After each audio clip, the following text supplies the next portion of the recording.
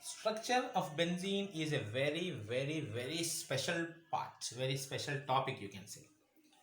Actually, for explaining the structure of the benzene, Kekulé got Nobel Prize. Then you can imagine the importance of this benzene structure. It's quite interesting. Actually, this is the structure of benzene. Okay, or you can show like this also. These two are called resonance structures, or simply you can show like this. This is called resonance hybrid, or you can show with a circle like this also. Resonance hybrid. These two are called Kekulé structures. Along with this, we have three more structures.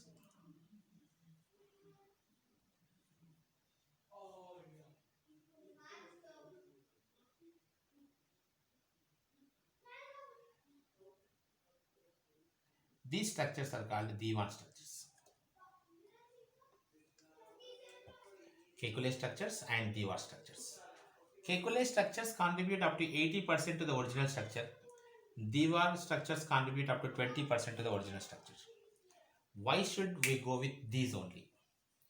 Benzene actually, on reaction with hydrogen, it forms a cyclohexane. Benzene on reaction with hydrogen, it forms cyclohexane. So you can say benzene is a six-membered ring. And benzene reacts with 3 moles of hydrogen, 3 moles of chlorine, and 3 moles of ozone. So you can say benzene is having 3 double bonds. And benzene on ozonolysis gives 3 glyoxal units. So what that you can say, all the double bonds are alternate. So based on all these, the hybridization suggested is sp2. Carbon atomic number is 6. Electronic configuration is helium 2s2 2p2. I am taking the outermost configuration 1 2 1 1. This is ground state electronic configuration where it has only 2 unpaired electrons, but carbon always shows valency 4. So excitation, first excited state, this electron is jumped here, and number of unpaired electrons are 4. Now it undergoes sp2 hybridization. sp2 hybridization. And what happens with sp2 hybridization? Let us see. See, I'm taking a carbon atom here. 1, 2, 3.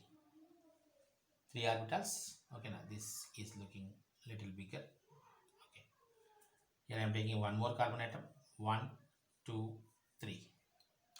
One carbon atom here. 1, 2, 3.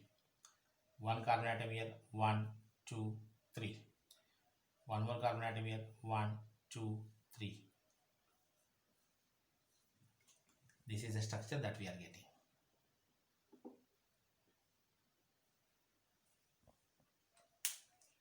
What actually happening? Each carbon forms 3 sp2 orbitals. This is sp2, this is sp2, this is sp2. So each carbon is trigonal planar in shape.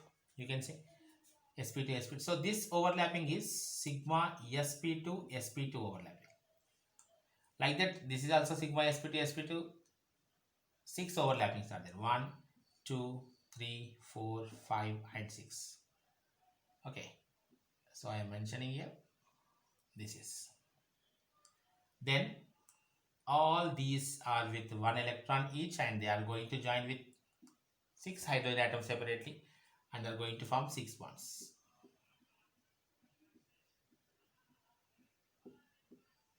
Six bonds are formed. Now this is the story.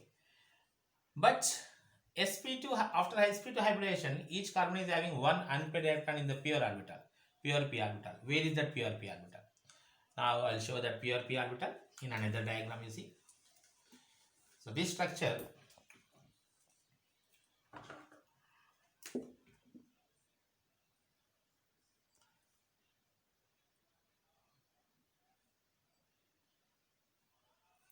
six-member rings I mentioned.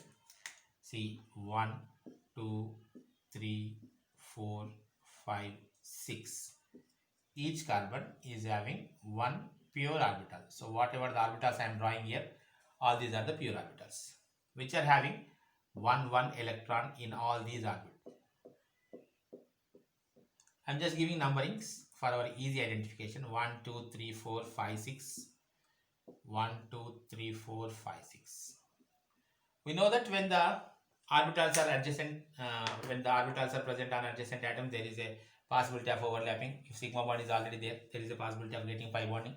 So here there is a possibility between 1 and 2, between 3 and 4, and between 5 and 6. Why only like this? Why not between these two? Between 1, 6, 2, 3 and 4, 5. So two possibilities are there between them or between them. So because of this overlapping, you are getting a bond is here, and because of this overlapping,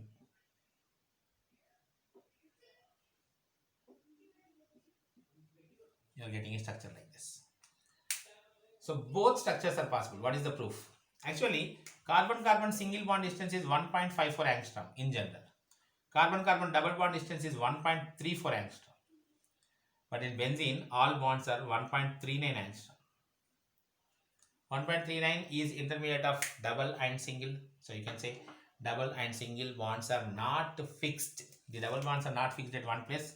They are always in conjugation. They are always in movement. To explain this particular point, they are not in one place.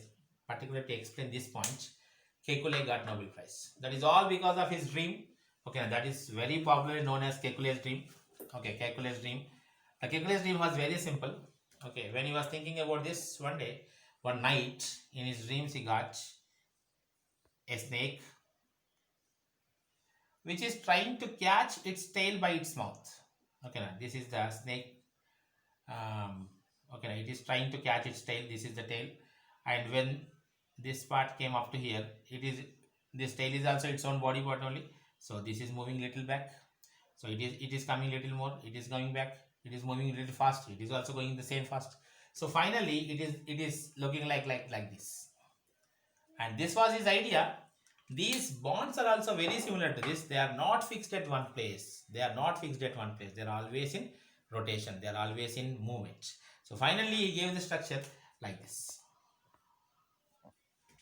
The bonds are not fixed at one place. Okay, the pi bonds are not fixed at one place.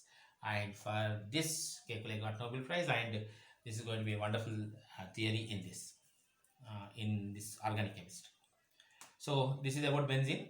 Benzene structure is sp2 hybridization, trigonal planar. It's a planar molecule. Okay, now there will be 6 sp2 overlappings. There will be 6 sp2s overlappings, and there are 3 pi bonds. All the pi bonds are p pi bonds. Okay, thank you.